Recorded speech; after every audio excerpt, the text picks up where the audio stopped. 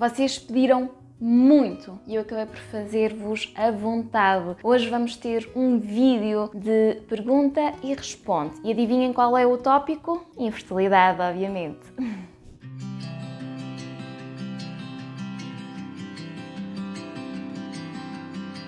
Eu estou muito contente por fazer este vídeo. Eu sei que é algo que vocês anseiam já há algum tempo e eu tenho estado assim a adiar. Mas, na verdade, estas questões foram colocadas numa caixinha de sugestões que eu deixei já há muito tempo no Instagram e como recebi assim muitas, eu acabei por selecionar algumas que tivessem assim um pouquinho, um conteúdo um bocado mais amplo, mais geral, para que mais pessoas pudessem beneficiar, pudessem ser esclarecidas. Aproveito já o momento para vos convidar a seguirem o meu perfil no Instagram, que acaba por ser uma rede assim um bocadinho mais, que nos coloca mais próximos, para se sentirem à vontade, para me darem assim um olá, para me cumprimentarem por lá. Vamos a isto? Primeira pergunta. Tenho feito testes de ovulação, mas são todos negativos. Há alguma outra forma para saber qual é o meu período fértil? Quero muito engravidar. Esta questão origina aqui várias questões. Como é que é o teu ciclo? É regular? Tem sempre a mesma duração?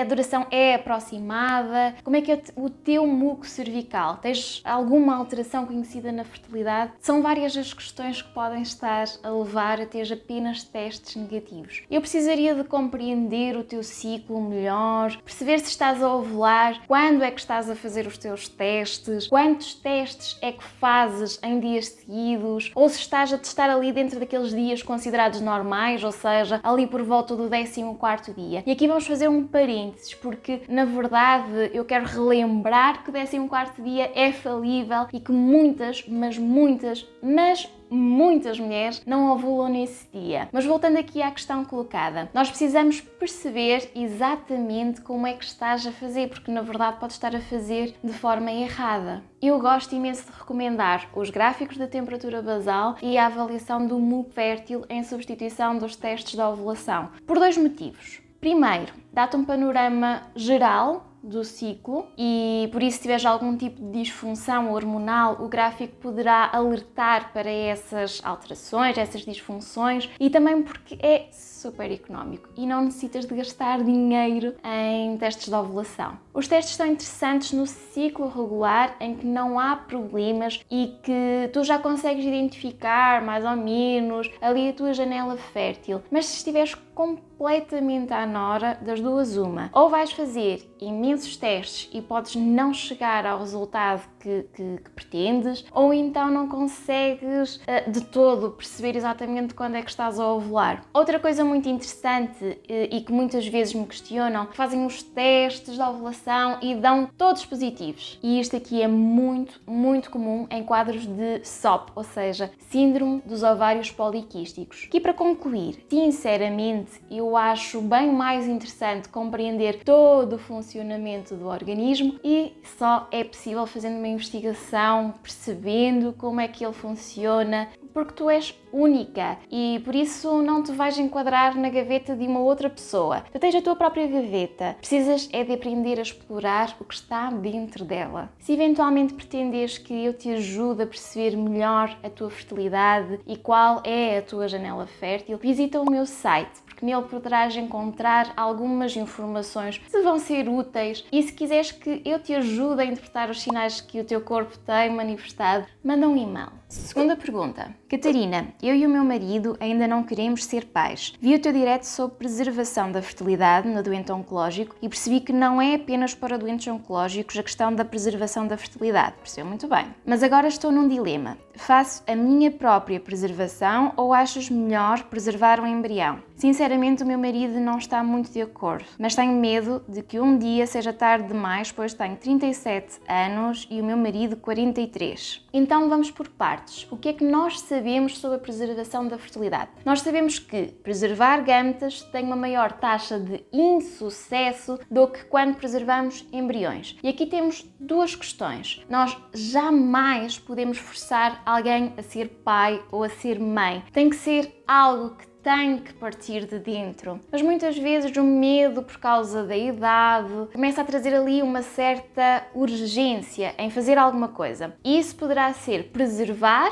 ou de facto pensar em conceber. E nesta questão não há uma resposta certa. A única coisa que eu posso indicar é que de facto, derivada à idade e sabendo que faz parte dos seus planos um dia ser mãe, eu recomendaria a preservação da fertilidade. Agora aqui coloca-se a questão de um dia poder haver ali uma separação. E se fizerem preservação de embriões, sem fazer a preservação também de gametas, não é? Portanto, dos seus ovócitos, sabe que muito provavelmente não vai poder utilizar aqueles embriões. Este assunto é um assunto que muitas vezes interfere no próprio relacionamento, porque um dos elementos não se sente à vontade em conceber uma criança e o outro dos elementos quer muito ser pai ou ser mãe. E nós precisamos de respeitar e tentar perceber exatamente aquilo que nós queremos. E a partir desse momento começa-se a traçar um plano. Então, faz sentido continuar com um relacionamento em que nós sabemos que possivelmente terá que abdicar do sonho de ser mãe? Ou então o desejo em ter um filho vai falar mais alto? Então é preciso aqui perceber, é preciso fazer uma reorganização. Sempre que um casal se depara com este tipo de questionamento, eu sinceramente recomendo procurar um psicólogo especialista em terapia familiar. Ele é o profissional assim mais capaz para conseguirem chegar ali a um consenso. E se eventualmente neste momento está a passar por esta questão e não está a ser fácil conseguirem entrar em acordo, eu recomendo que peçam ajuda e a partir daí percebem se faz sentido fazer a preservação de gametas e a preservação de embriões ou apenas a preservação de gametas, por exemplo. Tudo vai depender de cada caso em particular e daquilo que vocês decidirem. Como eu disse no início, não existe assim uma resposta certa. A resposta certa está dentro, então permite-te perceber qual é a tua resposta certa. Pergunta número 3. Olá, eu e a minha namorada estamos a pensar fazer o método roupa. Neste caso, a medicina tradicional chinesa também pode auxiliar. Eu achei esta questão bem pertinente e não é a primeira vez que a colocam. Primeiro, eu vou explicar o que é o método roupa. Este método permite que um casal de mulheres opte pela maternidade partilhada. Então, é uma técnica conhecida como fertilização recíproca. Neste caso em particular, uma vai dar o gameta, portanto os seus ovócitos, e estes ovócitos são fertilizados com um gameta masculino de um dador e são transferidos um ou dois embriões para o útero da companheira. Então uma vai dar o gameta e a outra será a receptora do embrião. E agora aqui a questão é: será que a medicina tradicional chinesa pode fazer alguma coisa por este tipo de casos? Sim, claro que sim. Nós podemos fazer dois tipos de intervenções diferentes. Nós podemos trabalhar no organismo da mulher que vai fazer a punção. Neste caso, vamos trabalhar para a qualidade folicular e podemos fazer também o preparo do organismo da outra mulher que vai receber o embrião. E neste caso em particular, nós trabalhamos mais as questões de vascularização e irrigação do útero, do endométrio, fazemos os tratamentos de suporte para a FI, portanto o pré e o pós-transferência, e fazemos também o acompanhamento para aumentar as hipóteses de implantação e desenvolvimento embrionário, claro. E será que faz sentido isto independentemente de todos os casos? Sinceramente, faz sentido. Eu continuo a defender que nós precisamos de preparar o nosso organismo para conceber. E preparar o organismo para conceber não basta fazer ali uma suplementação de ácido fólico. E fazendo aqui um parênteses, como vocês inclusivamente sabem, eu não gosto muito do ácido fólico e normalmente não recomendo às minhas pacientes. Nem depois, inclusivamente, no acompanhamento obstétrico. E antes que questionem o que é que eu normalmente recomendo em substituição do ácido fólico, eu recomendo a suplementação de metilfolato. Então, a B9 na forma metil. Se tiverem curiosidade para ouvir mais sobre esta questão da B9, eu convido-vos a visitar o meu Instagram porque eu lá tenho mais informações sobre este tipo de tema.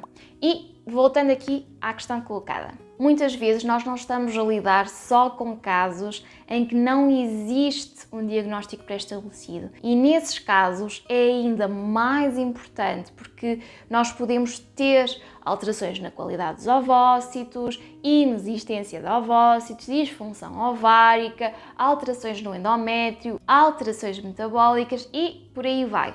Resumindo, sim, sim e sim. A acupuntura, a medicina chinesa, faz todo o sentido.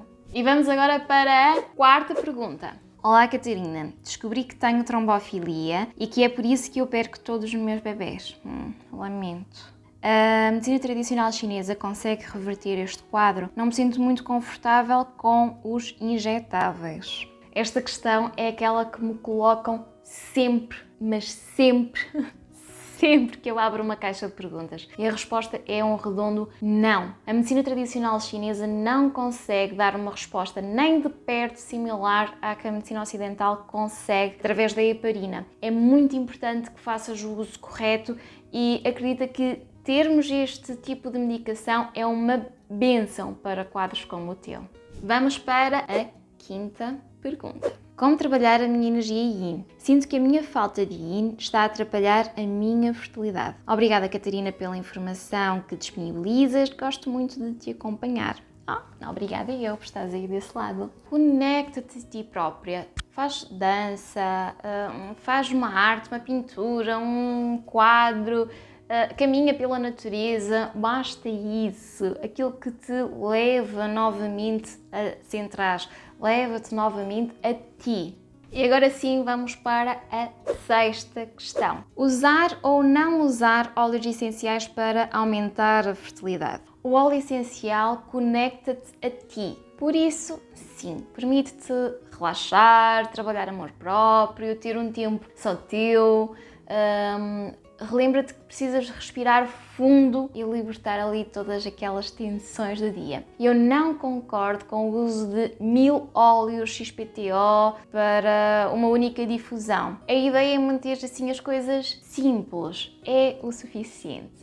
Eu gosto muito dos óleos de lavanda porque ajuda a relaxar, ajuda no sono, ajuda a acalmar, e o gerânio porque é um óleo que te conecta à tua energia Yin. Para além disso, também gosto de trabalhar com a camomila, principalmente naquele momento em que estás menstruada, ou seja, aquele momento em que as coisas fluam, não é? Na fase da menstruação é aquela fase da entrega, é a fase do deixa ir, é a fase também de aceitarmos que ainda não foi nesse ciclo que aconteceu a concepção. Não comprem 1000 óleos, deixem isso para os terapeutas de aromaterapia. Sintam qual o óleo que vos vai auxiliar, informem-se sobre as propriedades terapêuticas, portanto, se é irritativo, como é que o podem utilizar, se podem aplicar na pele, por inalação, difusão, e comecem aos pouquinhos a utilizar. Nada de aplicar 30 gotas na água, inalar a cada 5 minutos. Lembrem-se que por vezes menos é mais. E eu sei como é que